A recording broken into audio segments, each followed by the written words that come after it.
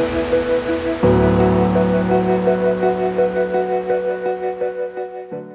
स्वागत गर्न चाहन्छु। यस कार्यक्रममा लामो समयदेखि कला तथा नृत्य क्षेत्रमा लागि परिरहनुभएका प्रतिष्ठित हस्तीहरूलाई बोलाइ हामी कुराकानी गर्ने। आउनुहोस् उहाँलाई हाम्रो आज यो आर्टिस्ट भोइस कार्यक्रममा स्वागत गरौँ। हजुर कृष्ण भक्त महर्जनलाई तपाईँलाई हाम्रो यो आर्टिस्ट भोइस कार्यक्रममा धेरै धेरै स्वागत छ। धन्यवाद। नमस्ते जजो। हजुर कृष्ण भक्त महर्जनज्यू, अलिकति तपाईँको व्यक्तित्वको बारेमा हामी के क्वेसनहरू गर्न चाहे। तपाईँ आजभोलि केमा बिजी हुनुहुन्छ हामीलाई अलिकति भन्नुहोस् न। कुराहरू टेलिफिल्महरू गरिरहेको छु।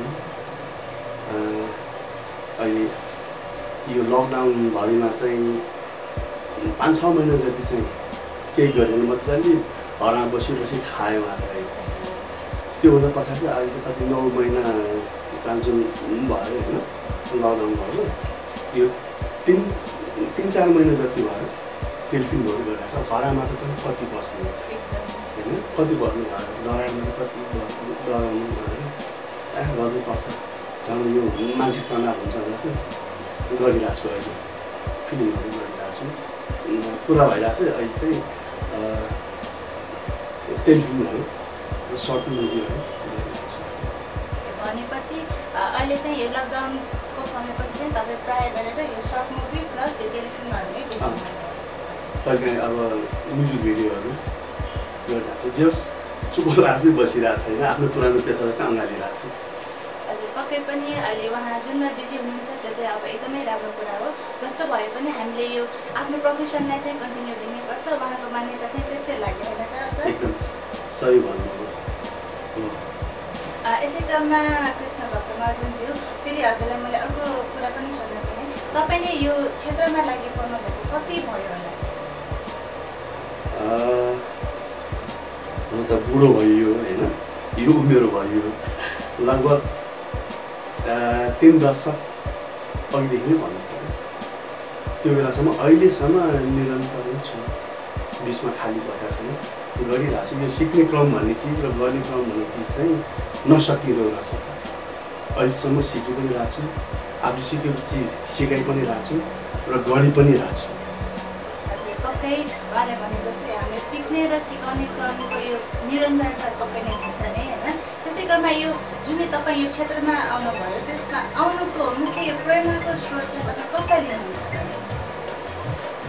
सबभन्दा मुख्य कुरा त अब हामी खुच्ची हुने बेलामा चाहिँ डबलीमा डबु ट्याक्नहरू हुन्थ्यो। अनि घरबाट भागिकन खुच्ची अनि अगाडि बसेर त्यो नाटकहरू केटा नै केटी भएर नाच्नु चलाउँथ्यो।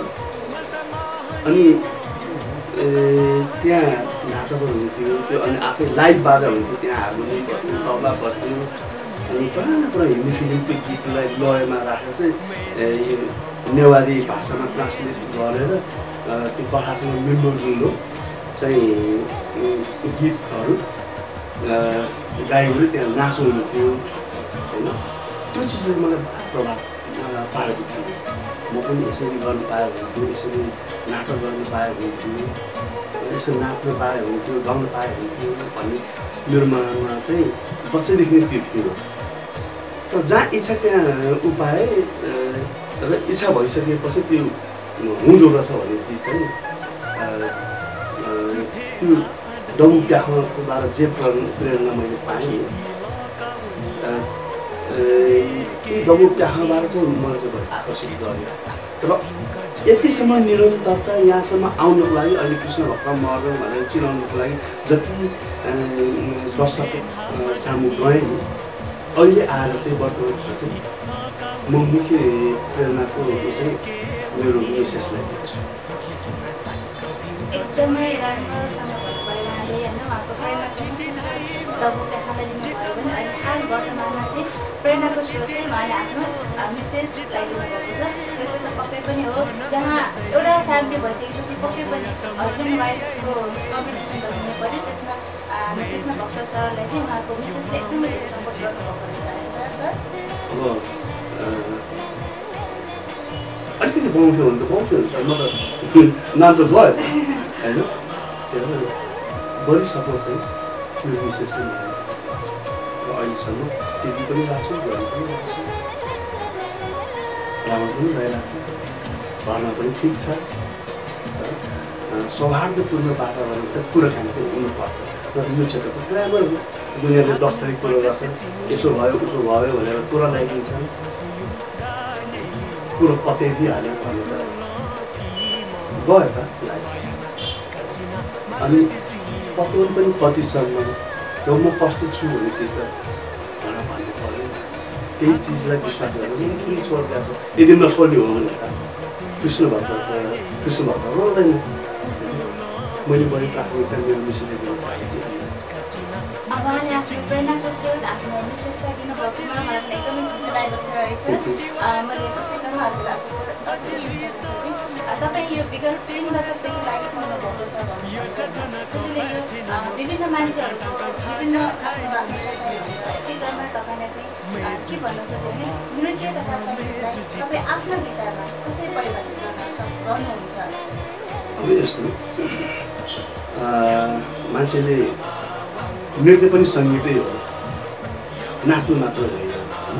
त्यसमा ताल हुन्छ, गाउने हुन्छ, बजाउने हुन्छ, सबै चिज हो। नृत्य पनि सङ्गीतै हो। मान्छेले के ठान्छन् भन्दाखेरि हार्मोनियम लिएर काकाकुकी गर्ने बित्तिकै त्यो सङ्गीत भन्छ। वास्तव त्यो गाउनु बजाउनु नाच्नु यी तिनै चिज जो एकै ठाउँमा छ त्यो सङ्गीत। र अब कुरा यो नृत्यको परिभाषा भन्नु मैले जे मेरो अनुभव मैले जे सिकेँ, जस्तै गीत बढी भयो भने 4-5 मिनट होइन 6 मिनट। त्यो 6 मिनट भित्र हामी जन्मदेखि मृत्युसम्मको जोसुकै मान्छेलाई पनि जस्तोसुकै व्यक्तिलाई पनि त्यसको प्रभाव पर्छ। त्यो भित्र 6 मिनटभित्र उसलाई परेको सुख दुःख यातना त्यो सबै त्यो भित्र त्यो व्यक्तिलाई पर्छ। त्यसैले त्यो कसरी आयो भन्नुहुन्छ भने मेरो अनुभवमा चाहिँ जस्तै कुनै ठाउँमा गयो, कसैले प्रवचन दिइरह होला, कसैले भाषण गरिरह होला होइन, कसैले केही गरेर मान्छेले सम्झाइरहेको होला। प्रवचन दिएर पनि भाषण गरेर पनि केही गरेर सम्झिरहेको व्यक्तिले सम्झाउन सकिएन भने लास्टमा आउनु भनेको गीतकै मात्र होइन। उसले 2 घन्टा प्रवचन दिएर सम्झिँदैन त, मान्छे बुझ्दैन त होइन। 3 घन्टा भाषण गर्दा भन्नु खोजेको पनि बुझाएको छैन, गर्नु खोजेको पनि बुझाएको छैन, सम्झिँदैन। त त्यही चिजलाई टक्क गीत र सङ्गीत मार्फत र त्यसमा नृत्य यो तिनै चिज एकै ठाउँमा राखेर 5-6 मिनटमा यो 2 घन्टा भाषण गरेर 2 घन्टा प्रवचन दिएर पनि नबुझ्ने व्यक्तिले चाहिँ आफूले एट्र्याक्सन गर्न सक्ने पावर यो सङ्गीतमा छ। त्यो सङ्गीत अथाह छ। सङ्गीतलाई मन नपराउने मान्छे भन्छन्, शास्त्रले त पशु सर नै भन्छन्। सङ्गीत त्यही भएर सबैले मनपर्छ। उनीहरू केही गरेर बुझाएर बुझाउन नसक्ने व्यक्तिहरूलाई चाहिँ आफूसित खान सक्ने पाएर चाहिँ यो नृत्य यो सङ्गीतलाई उहाँले यति मिठो भाषामा यस्तो नृत्य तथा सङ्गीतको परिभाषा दिनुभयो कि होइन। उहाँले भनेको जस्तै साँच्चै नै एकदमै यसको परिभाषा एकदमै गहन नै छ होइन। उहाँको भाषा उहाँले जे भन्नुभयो त्यसलाई मैले पनि एकदम मनदेखि नै ध्यान दिएर त्यसको लागि तपाईँलाई धेरै धेरै धन्यवाद छ। भक्त महर्जनजी, हजुरले भर्खरै भन्नुभयो होइन तपाईँ यो नृत्य तथा सङ्गीतमा व्यस्त हुनुहुन्छ भनेर भन्नुभयो। त्यही गरिकन तपाईँ नृत्य सङ्गीतमा नभइकन तपाईँ रङ्गमञ्चमा पनि त्यतिकै नै व्यस्त हामीले देखेका छौँ। त्यस्तै गरिकन त्यसको साथसाथै यो फिल्मी क्षेत्रहरू भयो, जस्तै नाटक भयो होइन, तपाईँ सबै ठाउँमा त्यसरी नै समय दिइरहनु भएको छ। अनि त्यही कारणले गर्दाखेरि मैले अर्को एउटा क्वेसन पनि सोध्न रुचाएको है। तपाईँलाई यो जुन यो रङ्गमञ्च भयो, नाटक भयो, फिल्मी क्षेत्र भयो, त्यसलाई पनि तपाईँ आफ्नोलाई कसरी परिभाषित गर्नुहुन्छ भनौँ कि अब के छ त त्यसमा लिङ्क कस्तो छ अलिकति हामीलाई त्यसलाई यस्तो सबै चिजको आफ्नै स्टक हुन्छ। अब तपाईँले भन्नुभयो नृत्य विधामा भन्नुभयो मैले जानेको मैले भने यहाँलाई अब तपाईँले भन्नुभयो रङ्गमञ्च जस्तो नाटकहरू भयो फिल्म क्षेत्र भयो यहाँ प्रायः जस्तो कस्तो छ भने त्यो नाटक पनि कसरी हेर्नु पर्ने त्यो फिल्म पनि कसरी हेर्नु पर्ने भने यो नराम्रो कल्चर बसिया छ यस्तो भन्ने मेरा प्रिय साथीहरूलाई म के भन्छु भने नाटक हेर्नुपर्छ फिल्म पनि हेर्नै पर्छ र हेर्नुको पछाडि फाइदा के भनेर मैले बुझेको अनुसार चाहिँ जस्तै एउटा साहित्यकारले उनले एउटा किताब निकाल्छ उसले एउटा विषयवस्तु होइन उसले किताब निकाल्छ केही नभए त्यो किताब एउटा निकाल्नको लागि केही नभए पनि उसले 10-12 वर्ष म्याक्सिमम् 10-12 वर्ष कसैको त जिन्दगी नै त्यतिकै दिएर आउँछ होइन एउटा चिजको अध्ययनमा कसैले 5-6 वर्ष लगाउँछन् कसैले 2-3 वर्ष लगाउँछन् केही नभए पनि 2-3 वर्ष त लाग्छन् एउटा किताब एउटा साहित्यकारले एउटा किताब बजारमा ल्याउनुको लागि कुनै एउटा टपिक्समा त्यो किताबलाई त्यो कथालाई एउटा डाइरेक्टरले चाहे फिल्मको होस् चाहे नाटकको होस् उसले केही भए पनि 6 महिना उसले अध्ययन गर्छ एउटा 10-12 वर्ष बिताएर लेखेको एउटा किताब एउटा डाइरेक्टरले केही भए पनि वर्ष दिन 6 महिना उसले लगाउँछ अध्ययन गर्छ उसले र त्यस पछाडि उसले अध्ययन गरिसके पछाडि 2-3 महिना कलाकारले दुःख गर्छ गर्छ के हो त्यो म को हुँ त भने चाहिँ म अहिले कृष्ण भक्त होइन त्यो किताबमा जे नाम छ मैले त्यो गर्नु पर्यो म कृष्ण भक्त बन्नै भएन म अर्कै पात्र हुनु पर्यो त्यो पात्रलाई मैले खानु पर्यो होइन त्यसरी कलाकारले 2 दिनमा दुःख गर्छन् र पर्दामा अथवा नाटकमा भन्यो भने किनभने उसले 2-3 महिनाको प्रयासपछि त्यो 12 वर्षको त्यो जसले लेखिया हुन्छ किताब 12 वर्षको 10-12 वर्षको मेहनत 1 घन्टामा आउँछ 1 घन्टामा आउने चिज 12 वर्ष लगाएर उसले कति मेहनत गरेर लेखिरहेको हुन्छ तर 1 घन्टामा उसले सबैसे थाहा पाउनु छ भने अब हामी नाटक हेर्ने कि नहेर्ने अनि उहाँ साथीहरूले फुली गरेर भन्नुहुन्छ यसो उसो कसो कसो के पनि थाहा छैन हेरेपछि के थाहा हुन्छ अब यो त यस्तो को रहेछ उसको को रहेछ संस्कृति राम्रो भयो भने संस्कार राम्रो हुन्छ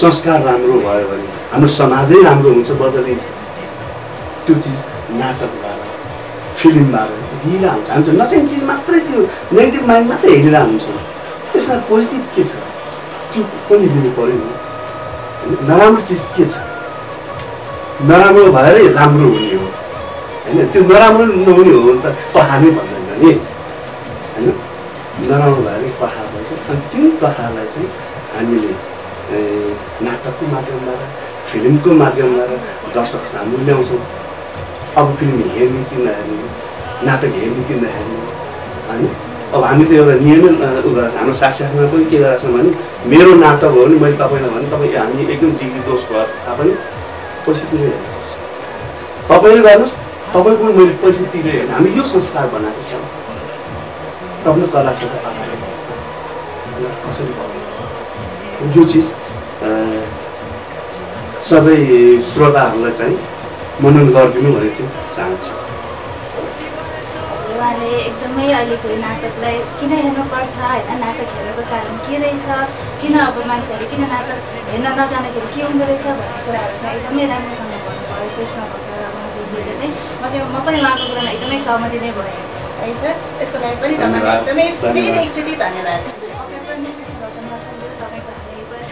तपाईँ एकदमै अब 3 दशक भनेको त छोडे समय होइन नि होइन यति धेरै वर्ष तपाईँले यो तपाईँ जन्मिनु भएको थिएन होला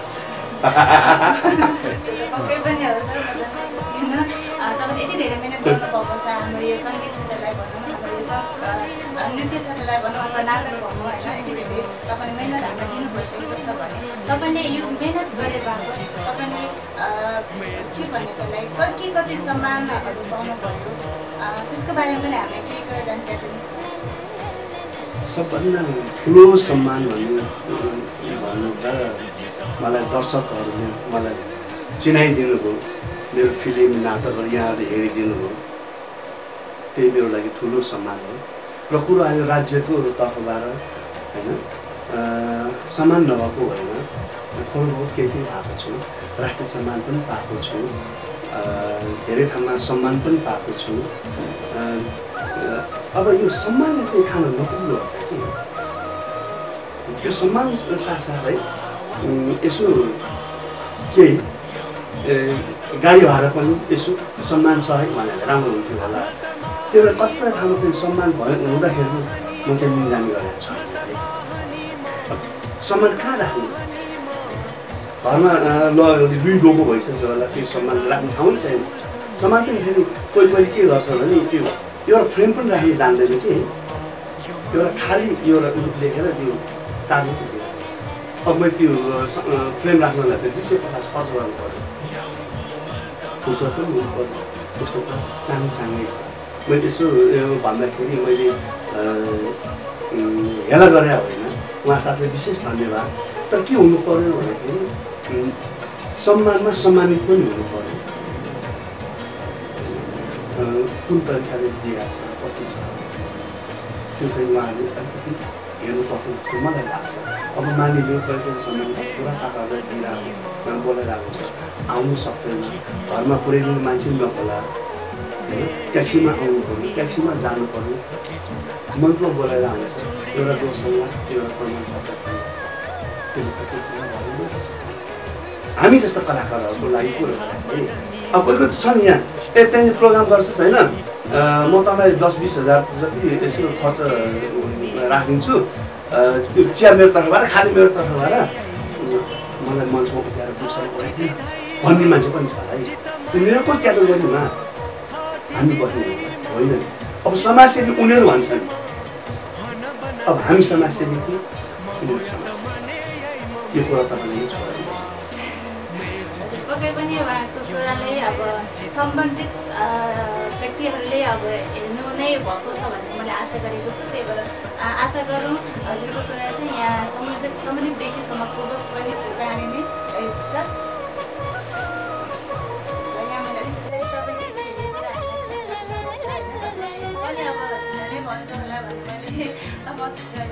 ढिला हुँदै पनि तपाईँले एउटा मैले अन्तिम तपाईँले जुन यो यति धेरै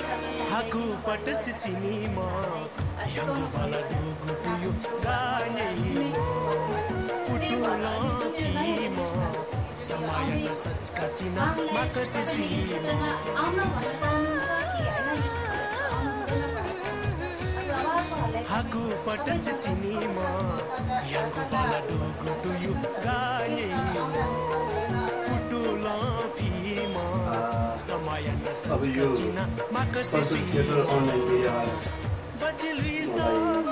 मनको कुरा अनि मौका दिनु त्यसको लागि म चाहिँ आउने पिँढीहरूलाई चाहिँ के भन्छु, आउनु पर्छ। सबै पिँढीको त मान्छे नै आउनु किन पर्छ भने म तपाईँलाई एउटा चिज दिन्छु। तपाईँले पनि सायद गाडी खानु भएकोहरू भयो आँदा के तालको केटी रहेछ नि, के तालको मान्छे, अब गाली गर्ने मान्छेलाई थाहा छैन ताल सङ्गीतमा गाली गरेको छ नि, तालमा गाली गर्ने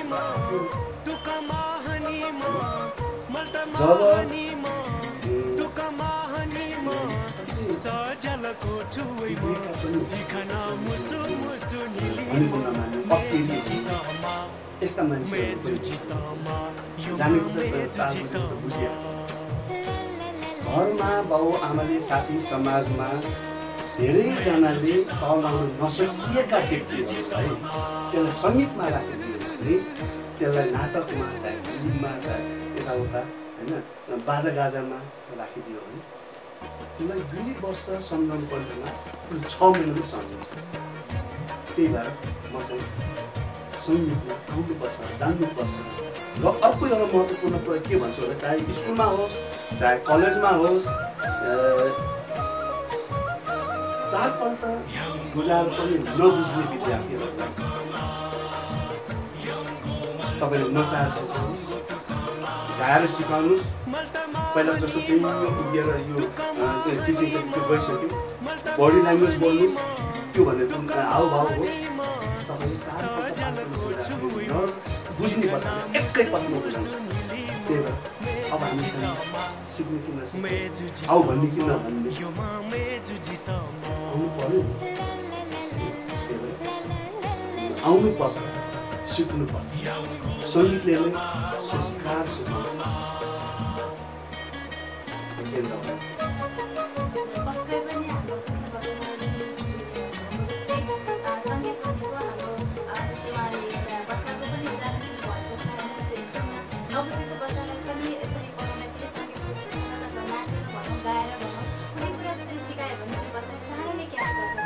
किनभने त्यहाँ रमाइलो भइरहेको हुन्छ, रमाइलो वातावरण लिएर पढाएर पढ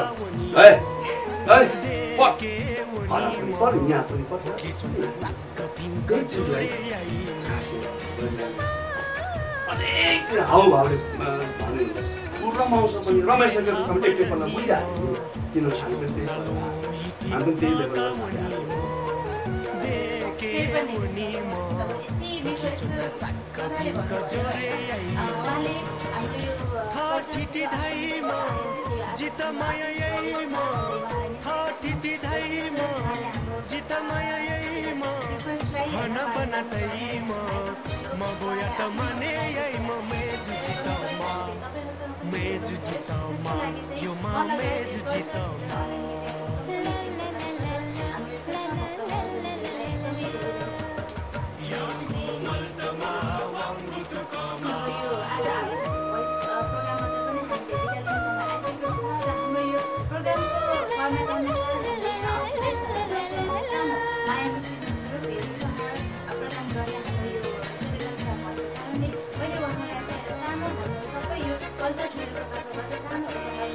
पट सिसिनी म यंगो बाला डोगो टुयो गाने म पुटु यो आर्टिस्ट भोइस कार्यक्रममा त मैले बिदा लिने समय पनि आइसकेको छ र सदा चाहिँ हाम्रो यो कल्चरल थिएटर अनलाइन मिडियालाई लाइक गरिदिनु होला, सेयर गरिदिनु होला, सब्सक्राइब गरिदिनु होला र त्यहाँभित्रको भिडियोजहरूलाई हेरेर के कस्तो तपाईँहरूसँग प्रतिक्रिया छ प्लिज त्यो हामीलाई कमेन्टमा गरिदिनु होला। यो म लगायत मेरो सम्पूर्ण यो कल्चरल थिएटर अनलाइन मिडियाको टिमको तर्फबाट हजुरलाई एकदम रिक्वेस्ट गर्न चाहन्छु। यसैको साथमा आजको दिन तपाईँहरूको एकदम राम्रो होस्। Stay safe and be happy.